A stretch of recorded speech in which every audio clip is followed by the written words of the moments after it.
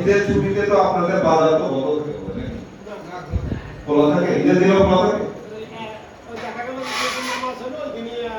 আচ্ছা, তো ঈদের সময়, হ্যাঁ, ঈদের দিন হয়তো বন্ধ থাকে, ঈদের দিনে একটু নিরাপত্তাটা তখন দেখা যায় একটু নিরাপত্তাটা বাড়বে। আর সর্বশেষ যে কথাটা আমি বলবো যে ঈদের সময় কিন্তু ঢাকা থেকে বা বিভিন্ন জেলা থেকে অনেক লোকজন আপনাদের এলাকায় আসবে ঈদ করতে, তাই না?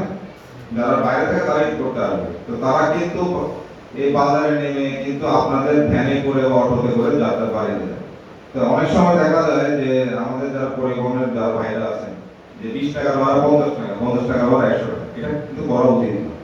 আপনার এখানে কিন্তু এই এলাকার লোকজনই থাকে, এখানে কিন্তু মানে এই এলাকার স্থায়ী নিবাসী এরকম কোনো লোক যদি ঈদ করতে আসবে না, আসবে তাহলে আপনার গ্রামের ভাই বাজারে তো আসবে। আপনি 5 থেকে 5 টাকা কম দিবেন, আমার ভাই বাজার আছে, আপনি কেন তাকে হয়রানি করবেন? এটা করবেন না, ঠিক আছে? এটা খুব দুঃখজনক বিষয়, এই হয়রানি কাউকে করবেন না।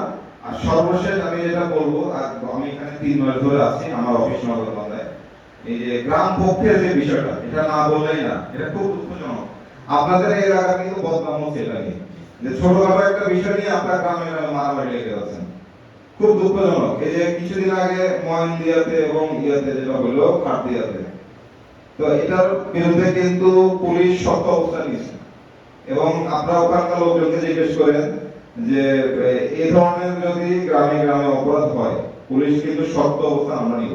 কারণ আমাদের এখানকার মাননীয় প্রতিমন্ত্রী মহোদয়, এমপি মহোদয়, উনি কিন্তু ওনার কিন্তু ক্লিয়ার ইনস্ট্রাকশন আছে, যদি এই ধরনের কোনো ঘটনা ঘটে, সে যদি আমার সেকেন্ড ইন কমান্ডো হয় তাহলে ধরে নিয়ে আসবেন। উনি কিন্তু এই ব্যাপারে কাউকে কোনো ধরনের প্রশ্রয় দিবেন না।